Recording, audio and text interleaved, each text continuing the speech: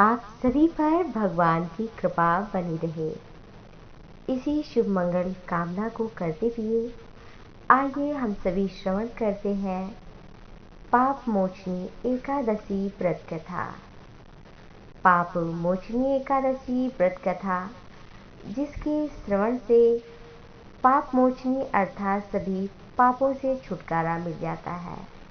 जीवन में जब तक पाप होते हैं तभी तक सौभाग्य का उदय नहीं होता, और जब पाप मिट जाते हैं तो सौभाग्य का उदय होता है। ऐसे श्री हरि के परम पावन व्रत एकादशी जो चैत्र मास के कृष्ण पक्ष की एकादशी है, इसका नाम है पाप मोचनी एकादशी।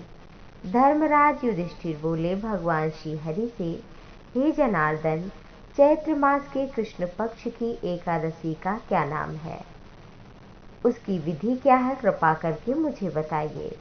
भगवान बोले, हे राजन, चैत्र मास के कृष्ण पक्ष की एकादशी का नाम पाप मोचनी एकादशी है।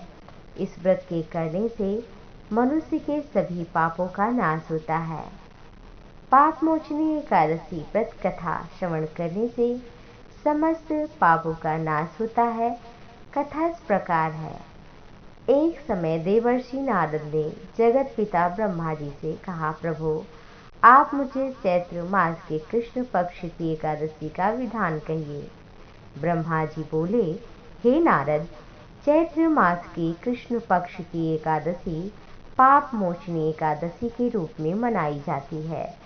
इस दिन भगवान श्री हरि के स्वरूप का पूजन किया जाता है।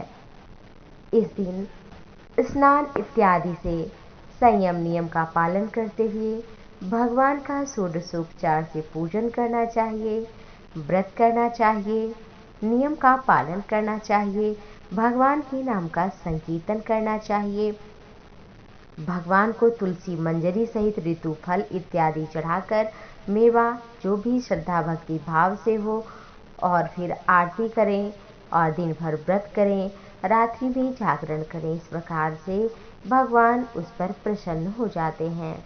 कथा इस प्रकार है। प्राचीन समय में चित्ररथ नामक एक रमणीक वन था। इस वन में देवराज इंद्र गंधर्व कन्याओं तथा देवताओं सहित स्वच्छंद विहार करते थे। एक बार मेधावी नामक ऋषि भी वहां पर तपस्या कर रहे थे। वे ऋषि शिव उपासक थे तथा अप्सराएं शिव द्रोहिणी अनंग दासी अनुचरी थीं। एक बार कामदेव ने मुनि का तप भंग करने के लिए उनके पास मंजुघोषा नाम की अप्सरा को भेजा। युवावस्था वाले मुनि अप्सरा के हाव भाव, नृत्य, गीत तथा कटाक्षों पर मोहित हो गए। रति क्रीड़ा करते हुए 57 वर्ष बीत गए।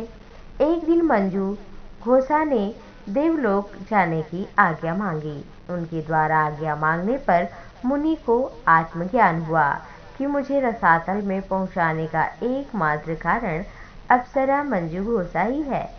क्रोधित होकर उन्होंने मंजू घोषा को पिशाचिनी होने का श्राप दे डाला। श्राप सुनकर मंजू घोषा कांप गई। ऋषि से मुक्ति का उपाय पूछा। ऋषि जब शांत हुए तो उन्होंने कहा, इस पाप से छुटकारा पाने के लिए पाप मोचनी एकादशी का व्रत रखो। और अप्सरा को मुक्ति का उपाय बताकर पिता चिवन के आश्रम में चले गए। पुत्र के मुख से श्राप देने की बात सुनकर चिवन ऋषि ने पुत्र की घोर निंदा की तथा उन्हें पाप मोचनी चैत्र कृष्ण एकादशी का व्रत करने को भी कहा। व्रत के प्रभाव से ऋषि का पाप भी नष्ट हुआ। व्रत के प्रभाव से मंजू घोषा अप्सरा पिशाचिनी देह से मुक्त हुई, देवलोक को गई और उसके जब पुण्य जगे तो उसे स्वर्ग की प्राप्ति हो गई। अतः हे नारद, जो कोई मनुष्य विधि पूर्वक इस व्रत को करेगा उसके समस्त पापों का नाश होना निश्चित है, उसके सौभाग्य का उदय होगा। जो कोई इस व्रत के महात्म को पढ़ता है, सुनता है, उसे संकटों से मुक्ति मिल जाती है, सौभाग्य का द्वार खुलता है। इसलिए ये कथा अवश्य श्रवण करें। इस दिन अगर आप व्रत ना कर पाए, सात्विक आहार ग्रहण करें, एक समय भोजन ग्रहण कर लें और इस दिन आप अधिक से अधिक भगवान के नाम का सुमिरन करें।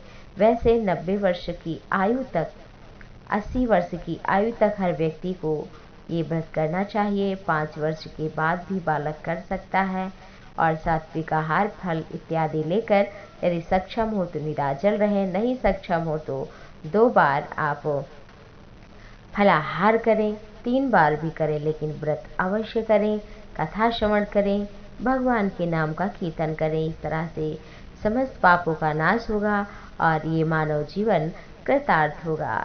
आप सभी पर भगवान श्री हरि की कृपा बनी रहे।